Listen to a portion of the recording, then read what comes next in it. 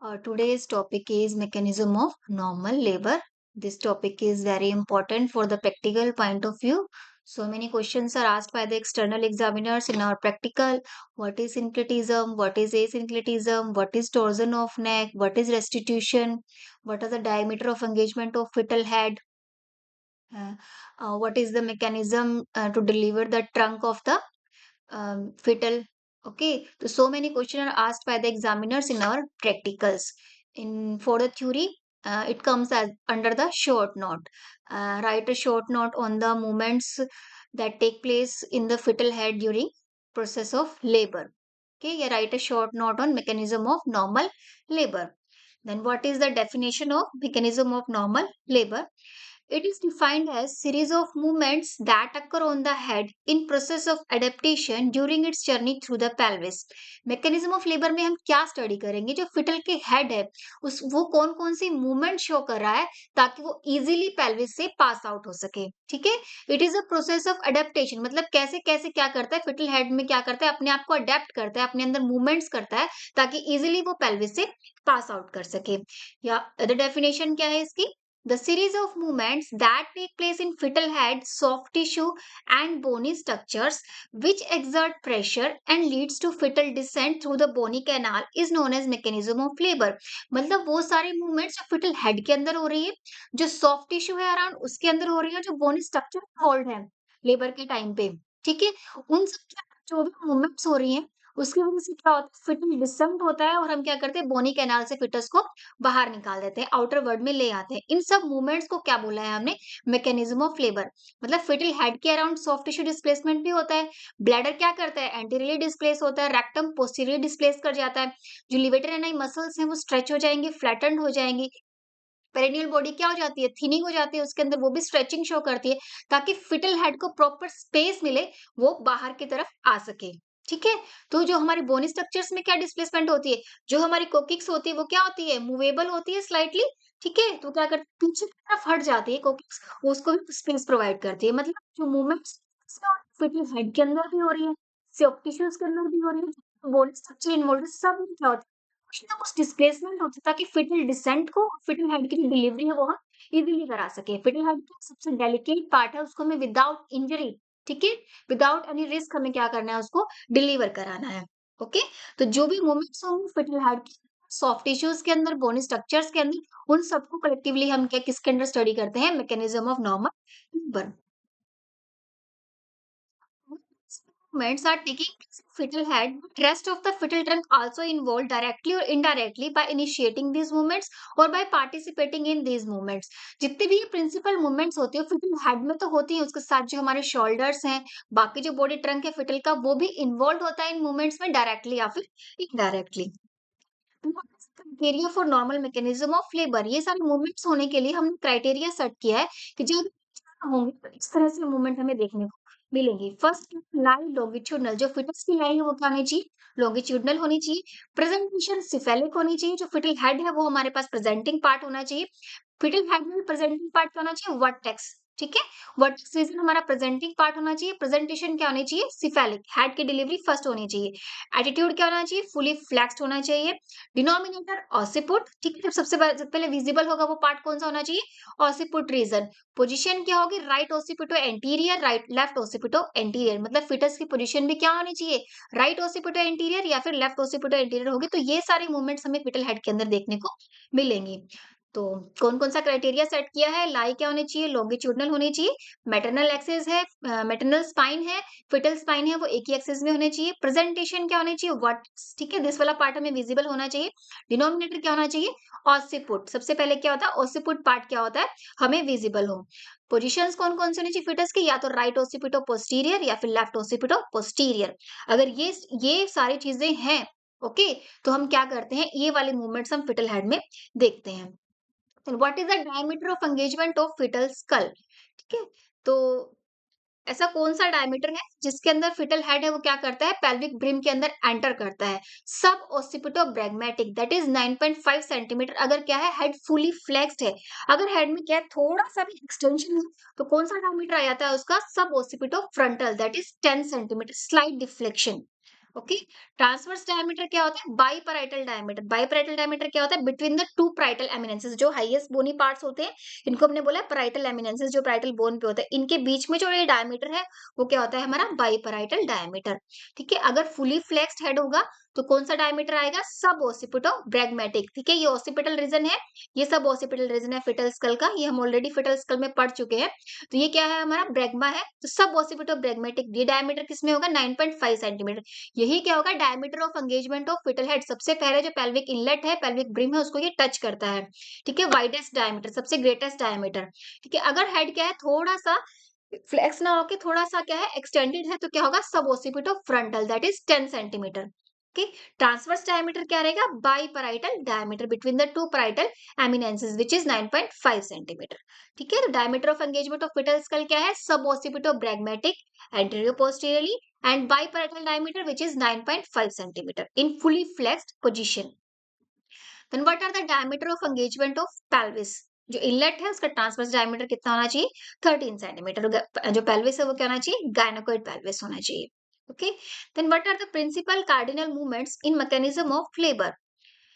जो हम there are three principal common to all mechanism of labour. ठीक है, चाहे प्रेजेंटेशन क्या हो, वर्टेक्स पार्ट आ रहा हो हमारे पास, या फिर क्या हो, ब्रो आ रहा हो, या फेस आ रहा हो, ये तीन प्रिंसिपल्स हैं वो लेबर के टाइम पे हमेशा वर्क करते हैं। First is descent. Descent take place throughout the labour. ठीक है, प्रेजेंटेशन चाहे ब्रीच प्रेजेंटेशन हो, ब्रो हो, फेस हो, हम स्टडी कर रहे हैं वर्टेक्स प्रेजेंटेशन का, पर अदर देन कोई वर्टेक्स के अंदर कोई प्रेजेंटेशन आ जाती है तो डिसेंट क्या होगा? लेबर के टाइम पे थ्रू आउट चलेगा। Which parts leads and first meet the pelvic floor will rotate forward until it comes under the symphysis pubis. जो भी पार्ट पहले pelvis को टच करेगा वो क्या करेगा? उसके अराउंड रोटेट करेगा और symphysis pubis के नीचे आ जाएगा। ठीक है, this part is symphysis pubis, ये प्यूबिक बोन है। ओके, प्यूबिक बोन जहां पे मिलती है ज्वाइंट बनता है, इसको हमने क्या बोला? symphysis pubis। जो भी फीटस का पार्ट अंदर करेगा पेल्विक के, वो सिम्फाइसिस प्यूबिस के नीचे आएगा, अपने आप को रोटेट करेगा, ऑसिपुट क्या आना चाहिए? सिम्फाइसिस प्यूबिस के नीचे आना चाहिए। ओके, तभी जो फर्दर मूवमेंट्स है वो टेक प्लेस करती है फिटल हेड के अंदर। Third is whatever part emerges from the pelvis will pivot around the pubic bone। जो हमारी ये pubic bone है, कोई भी पार्ट pelvis के अंदर एंटर करेगा, इसके अराउंड पाइवोट करेगा। पाइवोट क्या होता है? एक रिंग शेप स्ट्रक्चर होता है, रिंग शेप के मान लो ये हमारे पेल्विस के सिम्फाइसिस प्यूबिस है, प्यूबिक बोन्स है, ये जॉइंट सिम्फाइसिस प्यूबिस है, ये फिटल का हेड है। तो फिटल हेड क्या करेगा? अपने आप को एडजस्ट करेगा और इसके अराउंड ही क्या करेगा? मूवमेंट शो करेगा। ठीक है, pivot around this pubic bone. ठीक है, तो ये क्या होंगे? तीन प्रिंसिपल, कोई भी प्रेजेंटेशन हो, वर्टेक्स हो, ब्रो हो, फेस हो, ब्रीच हो, उसमें क्या होगी? ये मूवमेंट्स तो देखने को मिलेंगी हमें। ओके, डिसेंट होगा, कोई भी प्रेजेंटिंग पार्ट है वो सिम्फाइसिस प्यूबिस के अंडर आएगा। थर्ड क्या होगा? जो भी पार्ट आएगा प्यूबिक बोन के अराउंड रोटेट करेगा ताकि प्रॉपर पोजीशन पे आ सके। तो remember DSP, descent, symphysis pubis, pubic bone, there are three main principal of mechanism of normal labour. Then what are the main movements? जो फिटल हेड है vertex presentation में है, लाई लोंगिट्यूडनल है, okay, सब क्राइटेरिया नॉर्मल है, तब foetal head के अंदर कौन कौन से मूवमेंट्स हमें देखने को मिलेगी? First one is engagement of the fetal head, second is descent of the fetal head, third is flexion, fourth one is internal rotation of the head, fifth one is the grounding, extension of the head, restitution, external rotation of the head, expulsion of shoulder and trunk। ठीक है, ये सारे movements हैं, हमें इसी number में learn करनी है। ओके, तो ये सारे मूवमेंट्स को हम वन बाय वन अब डिस्कस करेंगे। First is engagement of the fetal head.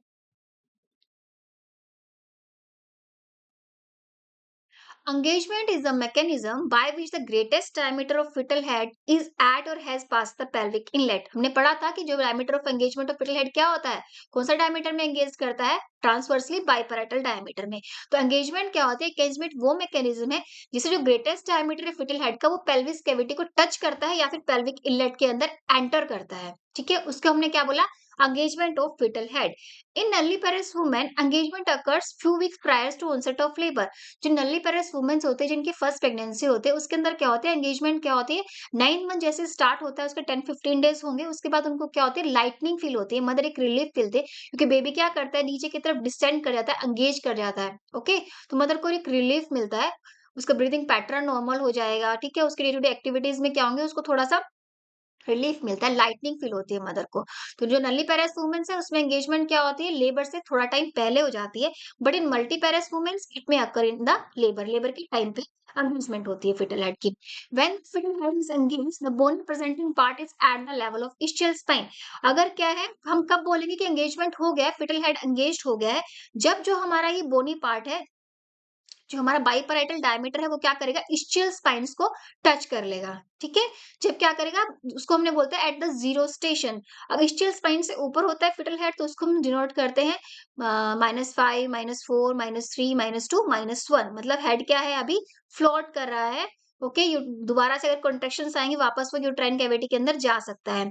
पर जैसे ही वो हेड एंगेज हो जाएगा, जीरो स्टेशन पे आ जाएगा, उसके बाद क्या होगा, जितनी भी कॉन्स्ट्रक्शन, सॉरी, कॉन्ट्रेक्शंस आई यूट्रस की, जो हेड है वापस क्या करेगा, यूट्राइन कैविटी के अंदर एंटर नहीं करेगा, ठीक है। तो अब फिटल हेड क्या हो गया, एंगेज्ड हो गया, वो पेल्विक कैविटी के अंदर एंटर कर लिया है उसने, और वापस वो यूट्राइन कैविटी में एंटर एंटर नहीं करेगा। +5 स्टेशन का मतलब होता है कि फिटल हेड क्या है, हमें बाहर की तरफ विजिबल है। ओके, और क्राउनिंग हो गई है। जब फिटल हेड हमें वजाइनल आउटलेट से बाहर विजिबल होता है, उसको बोलते हैं +5 स्टेशन, मतलब हेड की क्या हो गई है, अब क्राउनिंग हो गई है, बाहर हमें विजिबल हो रहा है। ओके, तो एंगेजमेंट ऑफ फिटल हेड क्या है, जब मैक्सिमम डायमीटर है, बाइपैरेटल डायमीटर पेल्विक इनलेट को टच करता है या पेल्विक इनलेट को पास आउट करता है। फिटल हेड एंगेज्ड कब बोलेंगे, जब क्या होंगे, जो हमारे फिटल की जो बोनी पार्ट है प्रेजेंटिंग, जो बाइपैरेटल डायमीटर है वो क्या करेगा, ischial स्पाइन्स को टच करेगा, ठीक है। जो हेड है वो क्या होगा, जीरो स्टेशन पे आ जाएगा। Baby head is not engage as widest diameter is above the brim of the pelvis. देखो पेल्विस को टच तो कर रहा है, पर जो वाइडेस्ट डायमीटर बेबी क्या है, ऊपर है हमारे ischial स्पाइन से, तो इसको हमने बोला baby head is not engage. जैसे ही जो बाइपैरेटल डायमीटर है वो ischial स्पाइन्स को टच कर लेगा, तो हमने क्या, fetal head is engaged. Okay, इसके बाद क्या होगा, वापस वो यूट्राइन कैविटी के अंदर एंटर नहीं करेगा। This is engagement of fetal head. इसी के अंदर क्या, what is synclitism, what is asynclitism. अब जिस पोस्चर के अंदर फिटस क्या कर रहा है, पेल्विस इनलेट के अंदर एंटर कर रहा है, the posture in which the two parietal bones at the same level. जब पैराइटल बोन्स क्या करेंगे, सेम लेवल पे, मतलब फिटस का हेड है वो, ठीक है, वो ऐसे सीधा एंटर कर रहा है उसके अंदर, पेल्विक जो हमारा इनलेट है ब्रिम को टच कर रहा है। Sagittal suture correspond with the head enter the brim. जैसे हेड एंटर करेगा उससे कोरस्पॉन्ड करेगा, this is sagittal suture. Okay, और जो हमारी पैराइटल बोन्स है वो दोनों क्या है, सेम लेवल पे, इसको हमने बोला सिंक्लिटिज्म। ओके, तो इसमें डायमीटर कौन सा करेगा, by parietal diameter which is 9.5 centimetre क्या करेगा, सीधा पेल्विक इनलेट के अंदर एंटर करेगा। एसिंक्लिटिज्म क्या होता है, posture in which one parietal bone is at the lower level than the other due to lateral inclination of head। head क्या है, सीधा एंटर ना करके हल्का सा डिफ्लेक्ट हो गया है, और जो हमारे पैराइटल बोन्स है उनमें से क्या होते हैं, एक तो अपर साइड पे है ऐसे एंटर कर रहा है, एक लोअर साइड पे है, एक क्या है, पैराइटल बोन अपर साइड पे है। ओके, इसको हमने क्या बोला, एसिंक्लेटिज्म। सिंक्लेटिज्म में क्या होगा, दोनों जो पैराइटल बोन है वो सेम लेवल पे होंगी, एक साथ एंटर करेंगी, और डायमीटर ऑफ एंगेजमेंट क्या होगा, बाइपैरेटल डायमीटर होगा। पर एसिंक्रेटिज्म में क्या होगा, जो वन पैरेटल बोन है, हेड क्या होगा, थोड़ा सा लिटिल इंक्लिनेशन शो करेगा, may be anterior side, may be posterior side. Okay, तो जो लिटिल इंक्लिनेशन होगी उसकी, उससे वन पैरेटल बोन तो नीचे की तरफ आएगी, सेकंड पैरेटल बोन क्या होगी उसकी, अपर साइड पे होगी। तो इससे जो डायमीटर ऑफ एंगेजमेंट क्या होगा हमारा, चेंज हो जाएगा। And asynclitism has two types, anterior asynclitism and posterior asynclitism. अगर anterior parietal bone presenting part है और सजिटल सुचर पोस्टीरियरली लाई करता है, तो उसको हमने क्या बोला है, एंटीरियर एसिंक्रेटिज्म। ये है सिंक्रेटिज्म। फिटल का हेड है वो मैटरनल पेल्विक सुचर है, वो क्या कर रहा है, हेड के कोरस्पॉन्ड है, मतलब सीधी लाइन में क्या कर रहा है, सचल सूचक एंटर कर रहा है। अब हेड क्या स्लाइटली डिफ्लेक्ट हो गया है, जो हमारी एंटीरियर पैराइटल बोन है वो क्या है, प्रेजेंटिंग पार्ट है हमारे पास। ओके, और जो हमारा सजिटल सूचर है वो थोड़ा सा पोस्टीरियरली लाई कर गया, this is sagittal suture. Okay, posterior parietal में क्या होगा, जो पोस्टीरियर पैराइटल बोन है वो क्या होगी, हमारे पास प्रेजेंटिंग पार्ट होगी, और सजिटल सूचर क्या होगा, थोड़ा सा एंटीरियरली डिफ्लेक्ट हो जाएगा। Okay, this is posterior asynclitism. जो एंटीरियर एसिंक्लेटिज्म है वो मल्टीग्रेविडा के अंदर देखने को मिलता है, पोस्टीरियर एसिंक्लेटिज्म हमें प्राइमी के अंदर देखने को मिलता है। Then what is the advantage of asynclitism. इस एसिंक्लेटिज्म की अपनी एक एडवांटेज है, one parietal eminence cross the brim at a time and less diameter super subparietal enters the brim। जब क्या करेगा, एक parietal bone अपर साइड पे है, एक लोअर साइड पे है, तो जो डायमीटर आएगा हमारे पास बाईपैराइटल ना होके कौन सा आएगा, सुपर सबपैराइटल। सुपर मतलब ऊपर, सब मतलब नीचे, एक ऊपर की तरफ है, एक नीचे से, ठीक है, एक पैराइटल एमिनेंस के नीचे से, एक ऊपर से, इसको डायमीटर को बोलते हैं हम सुपर सबपैराइटल विच इज 8.5 सेंटीमीटर। तो 9.5 की बजाय अब कौन सा डायमीटर एंटर करेगा पेल्विस के अंदर, 8.5 सेंटीमीटर। मतलब लेस डायमीटर क्या करता है, एंटर कर रहा है, तो क्या होगा, लेस चांसेस होंगे फिटल हेड की इंजरी के। ओके, तो हम इजिली डिलीवरी करा सकते हैं। जो पेल्विक लेसरेशंस होंगे वो भी क्या होंगे, चांसेस उसके कम पड़ जाएंगे। ओके, तो सिंक्लिटिज्म ओनली 25% केसेस। जब क्या होगा, बाइपैराइटल डायमीटर फिटस पेल्विस में एंटर करता है, वो सिर्फ 25% केसेस के अंदर देखने को मिलता है। मोस्टली केसेस में क्या होता है, एसिंक्लिटिज्म, ठीक है, 70 टू 75% केसेस। मतलब सुपर सब पैराइटल डायमीटर क्या करता है, ब्रिम के अंदर एंटर करता है, ischial स्पाइन को टच करता है। Okay, second is distance. Continuous process if there is no undue bony और सॉफ्ट टिश्यू ऑब्स्ट्रक्शन। अगर पेल्विस क्या है, गायनेकोइड टाइप्स का है, ठीक है, सब जो मूवमेंट्स है, डिस्प्लेसमेंट्स है, सब सही से हो रहे हैं, तो डिसेंट क्या होगा, throughout the labour continuous process है। It's slow in significant first stage of labour but pronounced in second stage. First stage के अंदर क्या होता है, या तो स्लो होता है या फिर बहुत कम होता है। सेकंड स्टेज के अंदर क्या होता है, बहुत ज्यादा होता है descent. Descent is completed with the expulsion of fetus, क्योंकि सेकंड स्टेज में क्या होता है, यूट्राइन कॉन्ट्रैक्शन स्ट्रॉन्ग आती है, स्ट्रॉन्ग यूट्राइन कॉन्ट्रैक्शंस होती हैं, फीटल एक्सिस प्रेशर होता है, सब प्रेशर डालते हैं, बेबी का डिसेंट क्या होता है, तेज हो जाता है सेकंड स्टेज के अंदर। Descent is completed with the expulsion of fetus. जैसे ही फीटस एक्सपेल्ड आउट हो जाएगा तो डिसेंट प्रोसेस क्या हो जाएगा, हमारा कंप्लीट हो जाएगा। Okay, in primary gravida with prior engagement of head practically there is no descent in first stage। जो हमारे इन प्राइमरी ग्रेविडा के अंदर क्या होता है, एंगेजमेंट ऑफ हेड कई बार क्या होती है 9 मंथ के 10-15 डेज के बाद ही हो जाती है। तो फर्स्ट स्टेज में प्राइमरी के अंदर कोई डिसेंट नहीं होता है, प्रैक्टिकली नहीं होता है। Descent starts with the engagement. जैसे ही fetal head labour pain start होगा, मदर को फिटस हेड क्या करेगा, पेल्विक फ्लोर को टच करेगा, एंगेज हो जाएगा, उसके साथ ही डिसेंट स्टार्ट हो जाता है। Then what are the factor responsible for descent. Descent के लिए कौन कौन से फैक्टर रिस्पांसिबल होते हैं। फर्स्ट इज यूट्राइन कंट्रैक्शन है, रिट्रैक्शन। यूट्रस क्या कर रहा है, continuously uterine muscle fibres contract कर रहे हैं, रिट्रैक्ट कर रहे हैं, और फिटल को क्या कर रहे हैं, पुश कर रहे हैं नीचे की तरफ। इसकी वजह से क्या होता है, फिटल का डिसेंट स्टार्ट हो जाता है। बीरिंग डाउन एफर्ट, जो मदर की एब्डोमिनल मसल्स हैं वो भी क्या करती है, कॉन्ट्रैक्ट होना स्टार्ट कर जाते हैं, उनमें भी कॉन्ट्रैक्शंस हो जाती है, वो भी नीचे की तरफ प्रेशर डालती हैं। Straightening of ovoid fetal specially after rupture of membrane. जैसे ही रप्चर ऑफ मेम्ब्रेन हो जाएगा, ठीक है, सर्वाइकल डायलेट हो जाएगा, तो जो हमारा फिटस है उसके ऊपर प्रेशर पड़ रहा है और नीचे की तरफ स्पेस पड़ रहा है, तो जिस प्रेशर की वजह से जो हमारी फिटल स्पाइन है वो क्या होती है, सीधी हो जाती है, और जो फिटल एक्सिस का प्रेशर है वो भी डाउनवर्ड डायरेक्शन में आता है। इसकी वजह से भी क्या होता है, सर्वाइकल डायलेटेशन, अफेसमेंट और डिसेंट स्टार्ट हो जाता है। बियरिंग डाउन एफर्ट में क्या है, ये यूट्राइन कॉन्ट्रैक्शंस की वजह से फिटल का डिसेंट हो रहा है, नीचे की तरफ आ रहा है, ठीक है। ये क्या होती है, मदर की जो एब्डोमिनल मसल्स हैं वो भी क्या करती है, कॉन्ट्रैक्ट करती है, बीरिंग डाउन एफर्ट। इसकी वजह से भी क्या होता है, फिटल का डिसेंट स्टार्ट हो जाता है। This is fetal axis pressure. Fetal का जो एक्सिस है वो क्या होता है, जो पेल्विक इनलेट है उसके अलाइनमेंट में होता है, सीधी लाइन में होता है, इसकी वजह से भी क्या होता है, नीचे की तरफ प्रेशर पड़ता है और फिटल का डिसेंट होता है। Third is flexion. During flexion uterine contraction push the fetus downward against the cervix. Flexion के टाइम पे यूट्राइन कॉन्ट्रैक्शंस क्या करती है, फिटस को नीचे की तरफ पुश करती हैं, ठीक है। ये फिटल हेड है, इसको क्या करेगी, वो नीचे की तरफ पुश करेगी। जैसे ही वो नीचे की तरफ पुश करेंगे तो फिटस की जो नेक है वो क्या है, फ्लेक्सिबल पार्ट है, वो अगर ऐसे होगा तो उसके ऊपर से प्रेशर आ रहा है ऊपर की तरफ से, तो क्या होगा, धीरे धीरे ऐसे फ्लेक्स हो जाए, चिन क्या करेगी, चेस्ट को टक कर देगी। Okay, due to the upper, जो उसके ऊपर से क्या कर रही है, कॉन्ट्रेक्शंस आ रही है, फोर्स पड़ रहा है उसके ऊपर, फिटल एक्सिस का प्रेशर है, मदर की जो बीरिंग डाउन एफर्ट्स हैं उसका प्रेशर है, उसकी वजह से क्या होगा, जो फिटल की नेक है वो स्लाइटली क्या हो जाती है, एक्सटेंडेड रहने की बजाय फ्लेक्स पोजीशन में आ जाती है। Fetus chin become tough, touching the chest due to resistance offered by the unfolding cervix and the wall of pelvis और pelvic floor। जो pelvis की walls हैं, pelvic floor है, वो सब उसको resistance offer करता है। cervix भी क्या कर रहा है, डायलेट होना स्टार्ट में धीरे धीरे डायलेट होगा, उसकी वजह से क्या होता है, उसके ऊपर प्रेशर पड़ता है फिटल हेड के ऊपर, जो एक्सटेंडेड फॉर्म में था वो क्या होता है, फुली फ्लेक्स पोजिशन में आ जाता है। Flexion is essential for descent as it allow for the smallest head diameter to pass through the pelvis। Flexion क्यों इंपॉर्टेंट है, क्योंकि इससे क्या होता है, जो स्मॉलेस्ट का हेड डायमीटर होता है वो क्या होता है, सबसे छोटा डायमीटर क्या करेगा, पेल्विस के अंदर से पास डाउन करेगा। ठीक है। अगर क्या है, हेड क्या है, फुली एक्सटेंडेड फॉर्म में है, कोई फ्लेक्शन नहीं हुआ है, तो जो हमारा डायमीटर क्या होगा, कौन सा एंटर करेगा, ऑसिपिटो फ्रंटल डायमीटर एंटर करेगा एंटीरियर पोस्टीरियरली, ठीक है, which is 12 centimetre.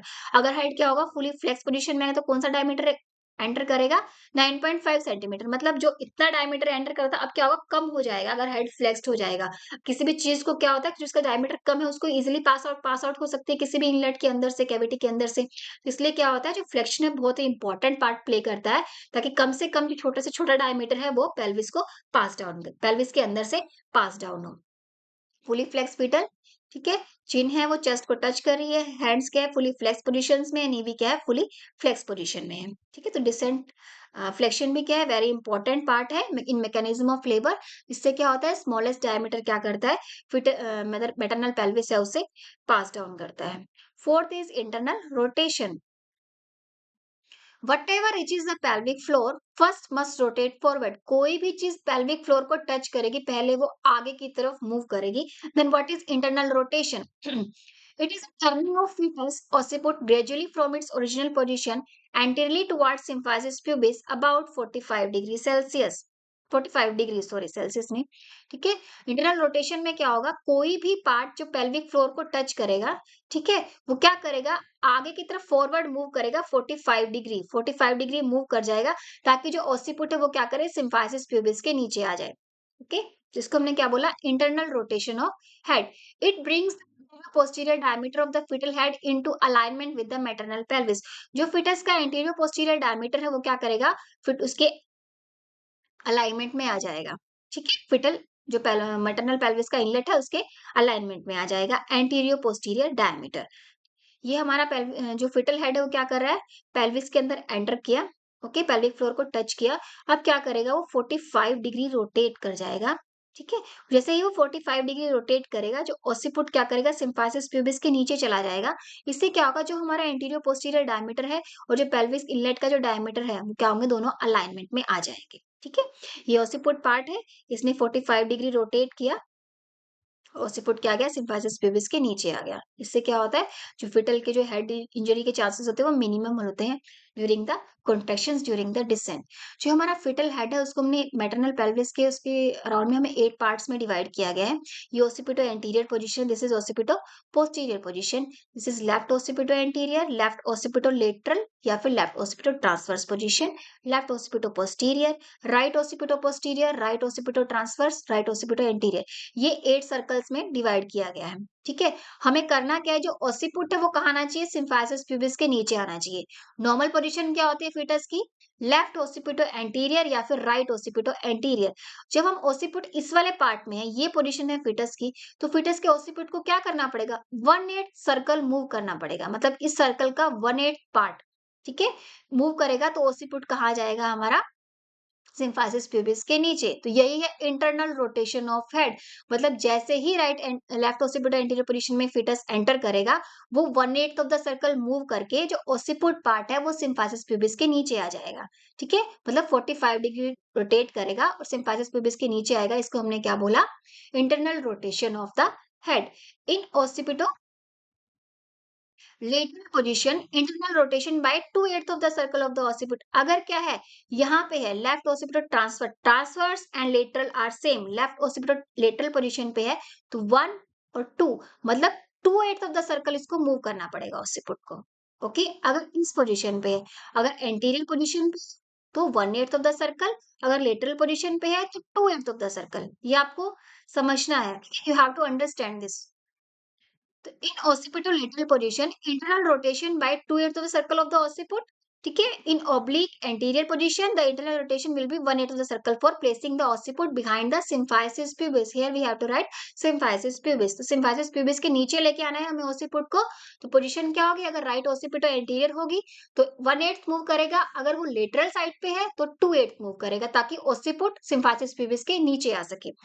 This movement is very important for further descent of the fetus। In majority of cases, internal rotation occur at the pelvic floor। जो हमारे internal rotation होती है वो क्या होती है, pelvic floor के ऊपर ही टेक डाउन प्लेस डाउन करती है। क्यों होती है कि पेल्विक फ्लोर की जो शेप होती है ग्लूटर शेप होती है, ठीक है? एक स्विंग लाइक स्ट्रक्चर फॉर्म करते हैं, जितने भी मसल्स होते हैं, उस स्विंग लाइक स्ट्रक्चर के अंदर हेड जब एंटर करता है तो क्या करता है, इजीली रोटेट कर सकता है। जो ग्लूटर शेप है पेल्विस की, वो क्या करती है, हेल्प करती है इंटरनल रोटेशन को इजीली कराने के लिए, ठीक है? Then what is torsion of नेक?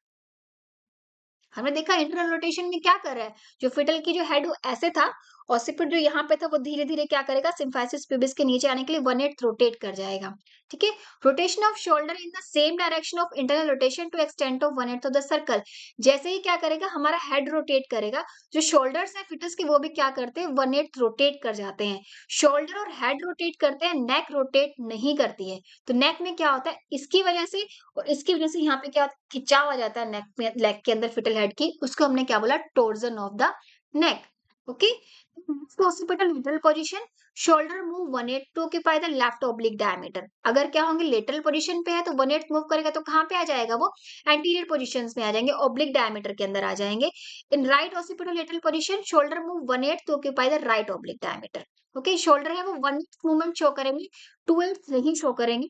1/8 जो रोटेशन है वो बाद में होगी उसके अंदर, ठीक है? अगर लेटरल पोजीशन पे है तो भी क्या करेंगे, शोल्डर सिर्फ 1/8 ही मूव करेंगे, 2/8 ऑफ द सर्कल मूव नहीं कर रहे हैं। इन oblique anterior posterior diameter, no movement of shoulder as neck sustain a torsion of 1/8 of the circle। अगर anterior posterior right left occipital anterior position है या फिर राइट occipital anterior पोजीशन है तो शोल्डर्स के अंदर कोई मूवमेंट नहीं होगी, नेक टोर्जन ऐसे का ऐसे रहेगा। मतलब 1/8 ऑफ द नेक टोर्जन तो रहना ही रहना है, ओके? तो इंटरनल रोटेशन में हमने देखा था, अगर क्या करेंगे, शोल्डर्स हैं वो लेफ्ट ऑसिपिटो लेटरल पोजीशन पे है, जो फिटल के शोल्डर्स यहाँ पे है तो क्या करेंगे, वो यहाँ पे ओब्लिक डायमीटर के अंदर एंटर कर जाएंगे, 1/8 रोटेट करते हैं, जैसे ही इंटरनल रोटेशन होगी तब जैसे ही, ओके? शोल्डर मूव करते हैं, नेक मूव नहीं कर रही है, तो नेक के अंदर क्या होता है, खिंचाव आ जाता है, उसको हमने क्या बोला, टोर्जन ऑफ द नेक। अगर एंटीरियर पोजिशन पे है फिटल हेड तो क्या होगी, शोल्डर्स के अंदर मूवमेंट नहीं होगी, नेक टोर्जन कितना रहेगा, 1/8 ऑफ द सर्कल रहेगा, ओके? अगर एंटीरियर पोजीशन पे है तो शोल्डर्स की मूवमेंट नहीं होगी, अगर लेटरल पोजीशन पे है तो 1/8 क्या करेंगे, शोल्डर मूव करेंगे और ऑब्लिक डायमीटर में आ जाएंगे shoulders, okay? This is torsion of the neck. Fifth is crowning. After internal rotation further descents occur until the sub occiput lies under the pubic arch, ठीक है? जो जैसे ही हमारे इंटरनल रोटेशन हुई, हेड की ओसिपुट क्या सिम्फाइसिस प्यूबिस के नीचे आ गया, तो धीरे धीरे क्या होगा, डिसेंट स्टार्ट होगा और वो प्यूबिक आर्च को टच करेगा, सब occipital region. What is pubic arch? जो हमारी ये सिम्फाइसिस प्यूबिस है, ठीक है, सिम्फाइसिस प्यूबिस बोन्स है, जो ये आर्च बना रही है, ठीक है, एक एंगल बनाते हैं, इसको हमने क्या बोला, प्यूबिक आर्च। तो प्यूबिक आर्च को कैसे दिखाएंगे आपको, तो जैसे ही क्या होगा, क्राउनिंग होगी, तो जो हमारा इंटरनल रोटेशन के बाद हेड में क्या होगा, फर्दर डिसेंट होगा। मान लो ये क्या है, हमारी दो बोन्स है, प्यूबिक बोन्स है, ये ज्वाइंट सिम्फाइसिस प्यूबिस है, तो बाहर की तरफ ये हमारा इनलेट है और ये आउटलेट है, ठीक है? आउटलेट में जो ये एंगल बन रहा है, इसको हमने क्या बोला, प्यूबिक आर्च, बाहर की तरफ, ठीक है, पेल्विस के ये वाला पार्ट, कि symphysis pubis, pubic bone, this is pubic arch. ये कितनी होती है, नॉर्मली 90 डिग्री की होती है। तो धीरे धीरे डिसेंट के सब ओसिपिटल रीजन क्या करेगा, प्यूबिक आर्च के अंडर आ जाएगा, ठीक है? The maximum diameter of the head stretches the vulval outlet even after contraction is over, called as crowning of head. जो हमारा मैक्सिमम डायमीटर है विच इज 10.5 सेंटीमीटर, वो क्या करेगा, अब धीरे धीरे उसके ऊपर से क्या कर रही है, कॉन्ट्रेक्शंस आ रही है, जो हमारी पेल्विक फ्लोर की मसल्स हैं वो सब डायलेट कर गई है, स्ट्रेच डाउन हो गई है, तो इसकी वजह से क्या होगा, थोड़ी सी कॉन्ट्रेक्शंस चेक आए या ना आए, जो फिटल हेड क्या करेगा, धीरे धीरे डिसेंड करेगा और हमें बाहर वल्वल आउटलेट है उस पर विजिबल होगा, उसको हमने क्या बोला, crowning of head. The presenting part of the head of the fetus is visible and rimmed by the maternal vaginal wall। जो maternal vaginal wall है इसको कवर अप करेगी और जो fetal head है वो क्या होगा, बाहर की तरफ विजिबल होगा, इसको हमने क्या बोला, क्राउनिंग ऑफ हेड। को सब ओसिपिटल रीजन है, क्या करेगा, प्यूबिक आर्च के नीचे आ जाएगा और जो फिटल का जो वर्टेक्स वाला पार्ट है ये क्या होगा, बाहर की तरफ हमें विजिबल होगा, ओके? इसको हमने बोला crowning of fetal head when the presenting part is visible outside। Then extension of the head, जो प्रेजेंटिंग पार्ट है हमें बाहर की तरफ विजिबल है, अब उसकी क्या होगी, डिलीवरी होगी। Delivery of the head takes place by the extension. उसकी डिलीवरी क्या होती है, उसमें हमारा हेड की डिलीवरी में हमारा कोई रोल नहीं है, हम सिर्फ क्या करते हैं, पेल्विक फ्लोर को स्पॉट करते हैं और वेट करते हैं। एक्सटेंशन से क्या होता है, जो बेबी का हेड है वो अपने आप डिलीवर कर जाता है। जो इसके एक्सटेंशन के लिए क्या होता है, कुछ फोर्स अप्लाई होते हैं, ठीक है, कपल फोर्स थ्योरी दी गई है। वो क्या है, the driving force, uterine contractions क्या करते हैं, फीटस को डाउनवर्ड नीचे की तरफ पुश करती हैं, while pelvic floor offer resistance in upward and forward direction। जो pelvic floor की मसल्स क्या करती है, उसको ऊपर की तरफ और आगे की तरफ धकेलती है फीटस को, ठीक है। The upward and downward force neutralize and remaining forward thrust help in extension. जो अपवर्ड है और डाउनवर्ड फोर्स तो क्या होता है, न्यूट्रलाइज हो जाते हैं, पर जो पेल्विक फ्लोर का रेजिस्टेंस की वजह से जो अप फॉरवर्ड फोर्स है वो क्या करता है, उसके फॉरवर्ड एक्ट करेगा फीटस के हेड के ऊपर और उसको धीरे धीरे क्या करेगी, नेक क्या करती है, एक्सटेंशन से डिलीवर कर दी जाती है। यहाँ से क्या करें, ऊपर से यूट्राइन कॉन्ट्रैक्शंस आ रही है, पेल्विक फ्लोर उसको ऊपर की तरफ और आगे की तरफ धकेल रहा है, ठीक है। तो नेक है, नेक क्या करेगी, धीरे धीरे एक्सटेंड होना शुरू हो जाएगा। फिटल का हेड ऐसे देखो धीरे धीरे क्या करेगा, उसके फोर्स पड़ रहा है, फिर से जो फ्लेक्शन एम्पलीट्यूड था, अब उसको क्यों बाहर की तरफ स्पेस मिल रहा है, फ्लेक्शन हो रहा है, तो क्या करेगा, धीरे धीरे सबसे पहले क्या होगा, एक्सटेंड होना शुरू हो जाएगा। तो जैसे जैसे एक्सटेंड होगा, बाहर की तरफ पहले हमें वर्टेक्स वाला पार्ट विजिबल होगा, फिर ब्रो, और लास्ट में क्या होगा, फेस प्रेजेंटेशन, मतलब फेस भी विजिबल हो जाएगा। ओके, इससे होता है delivery of head by extension. Descent बहुत इंपॉर्टेंट पार्ट प्ले करता है इसके अंदर। सेकंड क्या होता है, फ्लेक्स हेड है वो धीरे धीरे एक्सटेंड करना शुरू करेगा, वर्टेक्स आएगा, फिर ब्रो पार्ट विजिबल होगा, नेक्स्ट लास्ट में क्या होगा, हमें फिटस का फेस पार्ट विजिबल होगा, ठीक है। तो फिटल हेड की डिलीवरी क्या होती है, एक्सटेंशन से करा लेते हैं। The successive part of fetal head are born through the stretch vulval outlet और vertex, bro and face। ठीक है, पहले vertex part आएगा, फिर bro and face, और fetus के head की डिलीवरी क्या होगी, हमें करा ली है। बाहर की तरफ fetal head क्या होगा, बाहर आ गया है, ठीक है। जो fetal head है, जो pelvic floor है, उसको हम spot करेंगे। Then seventh movement is restitution. It is visible movement of head due to untwisting of neck sustained during the internal rotation. Internal rotation में क्या था, जो हमारा हेड था वो सिम्फाइसिस प्यूबिस के अंदर आया था, 1/8 रोटेट करके। शोल्डर क्या थे, हमारे ऑब्लिक डायमीटर में थे, पर नेक में क्या था, अभी भी सस्टेन था, ठीक है। उसमें क्या था, टोर्जन था, ऐसे सस्टेन था। जैसे ही हेड बाहर निकलेगा तो नेक क्या करेगी, रिलैक्स करेगी। उस नेक की रिलैक्स की वजह से क्या होगा, हमें जो ओसिपुट है, जो हमारा फिटल हेड है, उसके अंदर एक मूवमेंट देखने को मिलेगी, उसको हमने क्या बोला, रेस्टिट्यूशन। रेस्टिट्यूशन क्या होता है, it is a visible passive movement of the head due to untwisting of neck, due to, ठीक है, उसको हमने क्या बोला, restitution. Rotation of head through 1/8 the circle to that of the internal rotation. मतलब इसमें क्या होगा, जो हमारा हेड है वो क्या करेगा, 1/8 द सर्कल रोटेट कर जाएगा। ये बेबी के एक्सटेंशन से हमने क्या किया, डिलीवरी कराई, ठीक है। हमारा बेबी बाहर आ गया है, फिटल हेड बाहर आ गया है। अब क्या होगा, जो नेक क्या करेगी, अब अनट्विस्ट करेगी, तो हमें फिटल हेड के अंदर एक मूवमेंट देखने को मिलेगी। फिटल हेड का जो ओसिपुट वाला पार्ट है, फिर से क्या करेगा, 1/8 रोटेट कर जाएगा, ओके, ठीक है, 1/8 रोटेट करेगा। और इसको हमने क्या बोला, रेस्टिट्यूशन। इसकी वजह से क्या होगा, जो नेक के अंदर जो टोर्जन हुआ था वो रिलीफ हो जाएगा, ओके, दिस इज रेस्टिट्यूशन। जो डायम ओसिपुट यहाँ पे था, अभी सिम्फाइसिस प्यूबिस की सीधा था, वो क्या होगा, धीरे धीरे 1/8 मूव करके यहाँ पे आ जाएगा। Then what is external rotation, it is movement of the rotation of head visible externally due to internal rotation of shoulder. अब शोल्डर जो ऑब्लिक डायमीटर थे वो भी क्या करेंगे, 1/8 रोटेट करके सिम्फाइसिस प्यूबिस के नीचे आएंगे, ओके। उनकी रोटेशन फिर से हेड में क्या होगी, एक मूवमेंट देखने को मिलेगी हमें, उसको हमने क्या बोला, external rotation of head.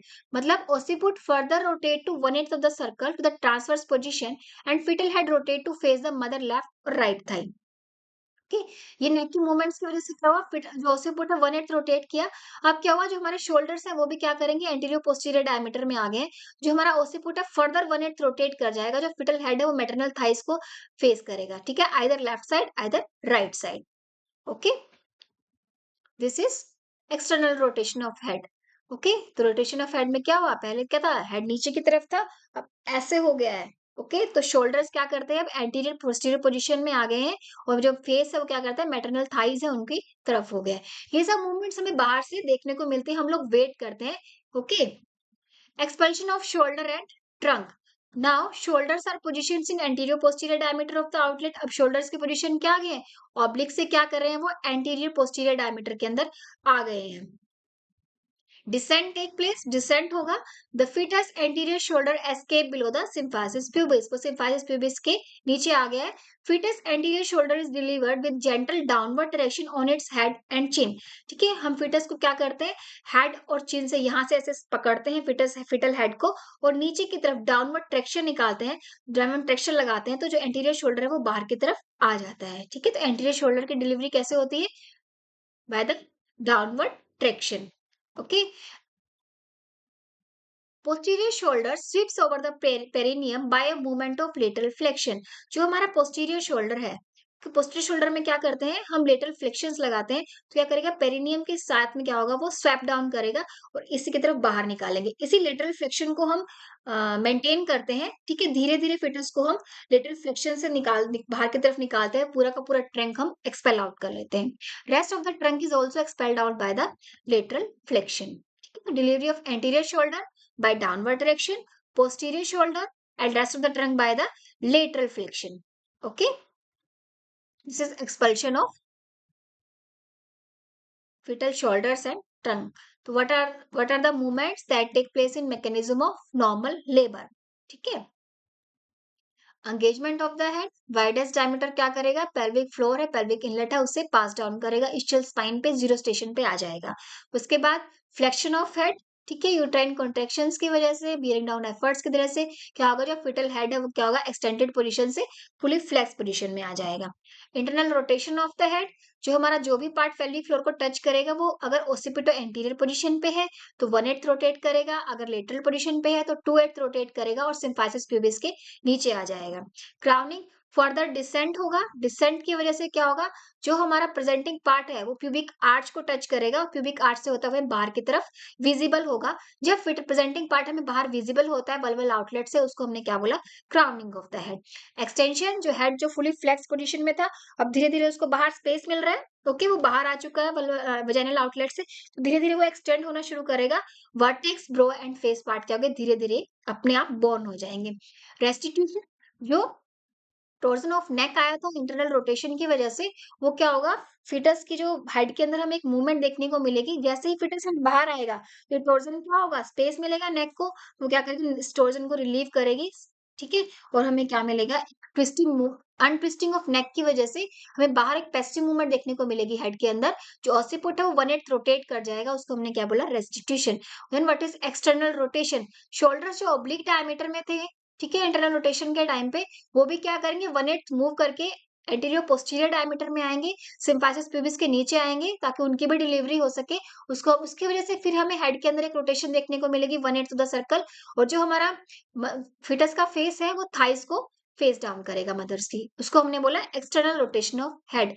Delivery off shoulder and trunk, जो एंटीरियर शोल्डर की डिलीवरी है वो हम क्या करेंगे, डाउनवर्ड ट्रैक्शन से कराएंगे। ओके, और जो हमारे शोल्डर्स है, पोस्टीरियर शोल्डर है, ट्रंक है, उसकी लेटरल फ्लेक्शन से हम डिलीवरी करा लेते हैं। ठीक है, डिसेंट क्या होगा, throughout the labour process चलता रहेगा, जैसे ही फिटस का डिलीवरी हो जाएगा डिसेंट प्रोसेस क्या हो जाएगा, कंप्लीट हो जाएगा।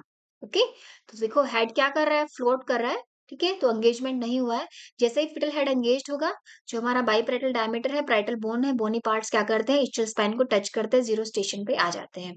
उसके बाद क्या होगा, फ्लेक्शन हो जाएगा, फिटल हेड क्या करेगा, फुली फ्लेक्स पोजीशन में चला जाएगा।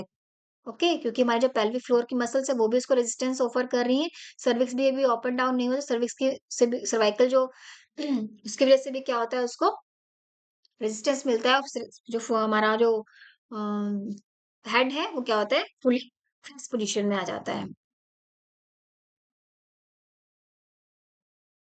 अब जो हमारा ओसिपुट था वो इधर पार्ट में था, एंटीरियर पोजीशन में था, वो क्या करेगा, 1/8 टू द सर्कल मूव करके सिम्फाइसिस प्यूबिस के नीचे आ जाएगा। This is internal rotation. उसके बाद फर्दर डिसेंट क्या होगा, थ्रू आउट लेबर प्रोसेस चलता रहेगा। ओके, उसके बाद रोटेशन कंप्लीट हो गया है, तो उसके बाद धीरे धीरे एक्सटेंशन से क्या होगी, बेबी के हेड की डिलीवरी होगी। ठीक है, दिस इज एक्सटेंशन से क्या होगा, जो क्या होगा, बेबी धीरे धीरे बाहर की तरफ आना शुरू हो जाएगा। और हमारा इंटीरियर शोल्डर्स है वो क्या करेंगे, अनट्विस्टिंग ऑफ नेक देखने को मिलेगी, पहले 1/8 मूव करेगा, उसके बाद शोल्डर्स है वो भी क्या करेंगे, 1/8 मूव करके एंटीरियर पोस्टीरियर डायमीटर में आएंगे, और हमें क्या देखने को मिलेगा, रेस्टिट्यूशन एंड एक्सटर्नल रोटेशन। उसके बाद एंटीरियर शोल्डर की डिलीवरी कराएंगे डाउनवर्ड ट्रैक्शन लगाकर हम। ठीक है, पोस्टीरियर शोल्डर की डिलीवरी होगी एंड ट्रंक की डिलीवरी होगी with the help of lateral flexion. Okay. These all are the movements that take place during the mechanism of normal labor. Hope you all will understand this topic very well. Please like, subscribe, and share my YouTube videos. Thank you.